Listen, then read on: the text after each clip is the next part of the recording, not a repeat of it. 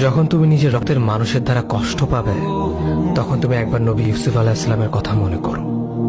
তিনি কিভাবে নিজের ভাইয়ের দ্বারা প্রতারিত হয়েছিল। যখন তোমার বাবা মা না বুঝে তোমার বিরুদ্ধাচরণ করে, তখন নবী ইব্রাহিম আলাইহিস সালামের কথা মনে করো।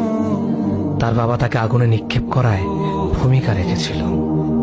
যখন তুমি সমস্যা থেকে পরিত্রাণের জন্য কোনো পথ পাবে না, তখন ইউনুস আলাইহিস সালামের কথা ভেবো। তিনি কতটা সময় তিমি মাছের পেটে আটকা পড়েছিল।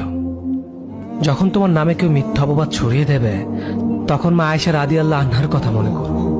তার নামে পুরো শহর জুড়ে কুৎসা রচনা করা হয়েছিল। যখন তুমি অসুস্থ ব্যথার যন্ত্রণায় কাতরাতে থাকো, তখন নবী আইয়ুব আলাইহিস সালামের কথা ভেবো। তিনি ভয়ঙ্কর এক ভাইরাসজনিত রোগে আক্রান্ত হয়ে তোমার থেকে বেশি কষ্ট পেয়েছিল।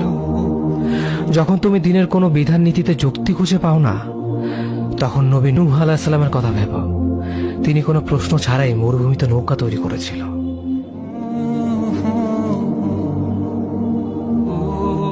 যখন তুমি আত্মীয়স্বজন, পরিবার, বন্ধু বান্ধবের কাছে হাসির পাত্রে পরিণত হও, তখন তুমি শেষ নবী হযরত মুহাম্মদ সাল্লাল্লাহু আলাইহি ওয়াসাল্লামের কথা ভেবো। রাসূল সাল্লাল্লাহু আলাইহি ওয়াসাল্লাম বলেছিলেন, সবচেয়ে বড় পরীক্ষা দিয়ে সবথেকে বড় পুরস্কার আসে। যখন আল্লাহ কাউকে ভালোবাসেন, তখন তাকে পরীক্ষা করেন, এবং যে এই পরীক্ষাগুলো মেনে নেয়, সে আল্লাহর সন্তুষ্টি অর্জন করে। আর যে অভিযোগ করে, সে তার ক্রোধের পাত্র হয়। হে আল্লাহ, তোমার কথা মনে করা, তোমার প্রতি কৃতজ্ঞ হওয়ার এবং তোমার ইবাদত করার তৌফিক আমাদের দান করো। আমিন। যেভাবে তুমি সন্তুষ্ট হও, সেভাবেই আমাদের পরিচালিত করো।